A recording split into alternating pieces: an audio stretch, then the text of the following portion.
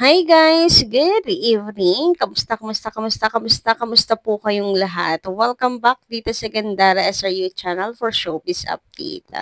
Well, andito na naman nga po akong muli, nagbabalik ang nag-iisa ninyong nagmamagandang kachismosang Kimpa. Wala na pong iba ang lokaret na si Gandara upang maghatid sa inyo ng latest update and fresh happenings patungkol kina Kim Chu and Paolo Avellino. And for tonight, ayun nga, kamusta po ang lahat? Matanong ko nga po muna kayo, kamusta kayo? Nakakahinga pa ba? Huy, grabihan. Talagang ang dami paniguradong kinikilig, halo-halo ang emosyon. Mayroong super thankful, mayroong talagang biglang nabuhayan, natanggalan ng tinik, kanilang mga dibdib, at kung ano-ano pang emosyon, na panigurado may naiiyak pa dyan. O ha, tahan na po, tahan na, marami tayo, huwag kayong mag-alala. So, eto na nga, grabehan yung mga revelations tonight.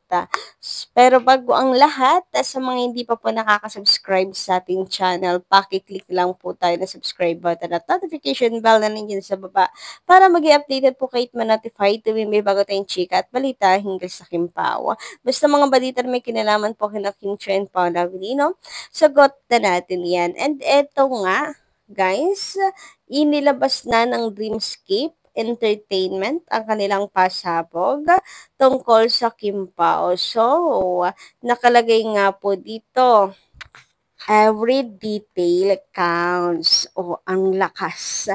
Ang lakas po maka-action, di ba? Mayroon silang hindi sinasabi. And we're about to find out. Hashtag the Anibay. Nako, Dreamscape Entertainment, talagang meron po silang hindi pa sinasabi. Hoy! Yung relasyon nilang dalawa. Charot! So, ayan. Ayan po ang pasabog ng Dreamscape Entertainment. Grabehan talaga naman. Sino po dito? Ano, kinakaya nyo pa ba? Sino dito ang grabe yung kilig pa rin sa pagbabalik po ng Kimpaw. Ayan, at magbabalik na po ang Kimpaw para puksain ang kalaban. Charot. Ang ratings panigurado, tataas na naman yan.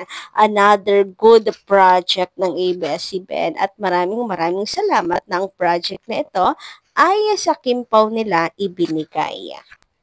So guys, confirmed, hindi na lamang po ang workout, hindi na lamang po ang jogging, morning session ng Kimpaw ang atin pong aantabayanan. Hindi na lamang po tayo magsusoko, marami na po tayong gawain. Tsaka, marami ng gawain. Marami na tayong mga ayudas. Kasi panigurado, pag nagsimula ang taping, ang kanilang, araw-araw may pag-uusapan na tayo. Grabe talaga ngayon. Sobrang excited na talaga ako sa project na to ng Kimpaw kasi kakaibay. Kakaibay talaga. So, grabe yung pasilip, no? Bongga. Pasilip pa lang nakakabitin na. Sa pasilip pa lang, may tension na eh. Grabe, parang, na ko dito sa character ni Kim, parang siya yung may tinatago. Parang siya yung may hindi sinasabi. I think lagi magkasama dito yung character ni Paul and Kim. Kasi si Paolo, ang dating is reporter eh. Then si Kim Chu, parang may tinatago sa likod ng kanyang ganda. Hoy, grabihan. So, malalaman natin ano yung tinatago na yan. Ano yung mga bagay na hindi sinasabi. So, killer ba tita si Kim Chu? Tingin ko nagdi-disguise si Kimi. Lagi siyang nagdi-disguise. Ganon. Kasi may tinatakasan parate. Tingin niyo, alam mo, nag-overthink na ako, pasilip pa lang. Kasi ang talaga, parang anong intense talaga. Grabe action na may heavy drama. Kayang-kaya yan ng Kimpaw. Grabe, parang anong bigat. Anong bigat talaga ng series na to. Parang parang anong laking project talaga na paniguradong pagpapasalamat na naman nila Kim and Paul at na pinagkatiwalaan sila.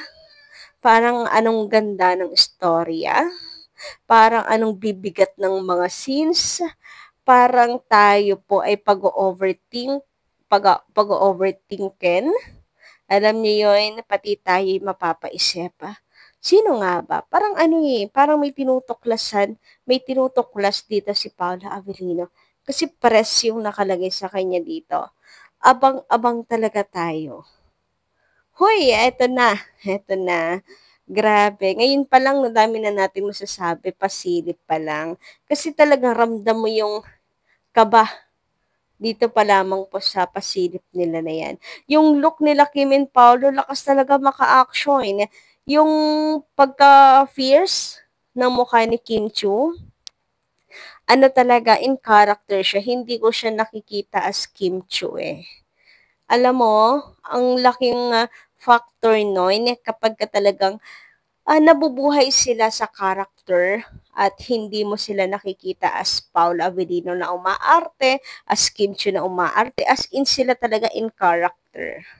Kagaya nito, hindi ako sanay rin sa look na yan ni Paul Avellino. Hindi ko siya nakikita as Pau.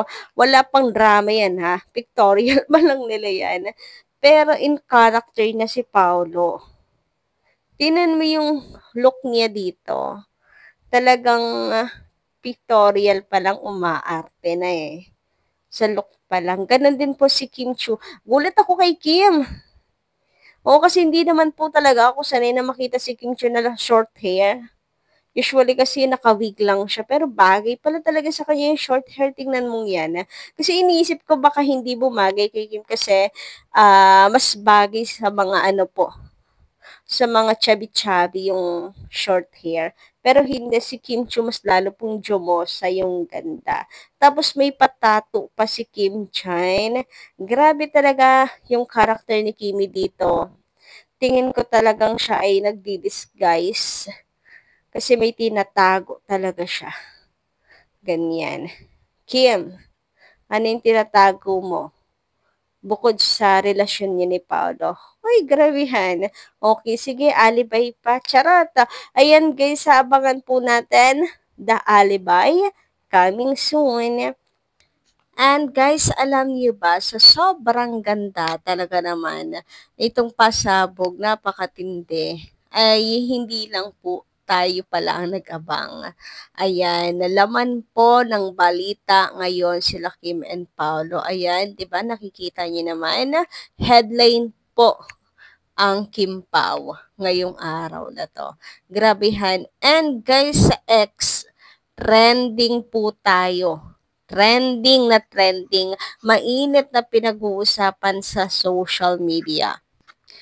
So, eto nga po, trending sa X, ang Kim Pao Secret Unlocked with 34.3k post and dadagdagan pa po yan ha. And syempre, ang hashtag The Alibay, talaga naman pong trending. Title pa lang naman po talaga ay kabog na talaga. Paano hindi po yan pag-uusapan? Another good project na naman, panigurado po ito ng Kim Pao and of course ng ABS-CBN. Maraming salamat po sa pakikinig. Hindi lamang po sa hiling ni Paolo Avellino, kundi sa hiling po lalong higit ng mga fans. Kasi kahit hindi naman po yan actions, matutuwa po ang mga fans kasi pinakinggan niyo ang hiling na sana po another project for Kim Pao ngayong darating na ngayong 2025 pala, pagkatapos ng My Love Will Make You Disappear. And eto na naman nga tayo. Di ba nga, naalala nyo yung sinabi ni MJ na for sure pinag-uusapan na yung next project ng Kim Pao, yung mga susunod. Pero ang sabi ni Kim, papatukin muna ang My Love Will Make You Disappear, saka pag-usapan ang next project. Sabi pa ni Paolo, wala pa daw next project. Siguro kasi wala pa naman daw. Gusto lang siguro talaga nilang surprise yung mga fans. Grabe, for sure talagang malaki. po talaga ang kinita ng My Love Will Make You Disappear para magkaroon po ng next project ang Kim Pao and ang bongga pa ng next project nila. 'Di ba? Hindi pipitsugin ang istorya. Knowing Paolo Avellino din naman na mapili din sa projects, guys. So, alam mo yon, ang gaganda ng mga projects ni Kim and Paolo talaga. So, ayan, talagang ano po, paniguradong mataas ang ratings nito. Again, thank you so much. Trending ngayon sila Kim and Paolo, and nawa nga po ay masimula na to dahil sobrang dami pong mga fans na excited na. So, yun lang muna guys ang ating chika ngayong gabing ito. Maraming salamat sa inyong pakikinig at pakikisama sa akin ngayong gabing ito. And kita-kits na lang tayo sa susunod nating chika. Maraming salamat.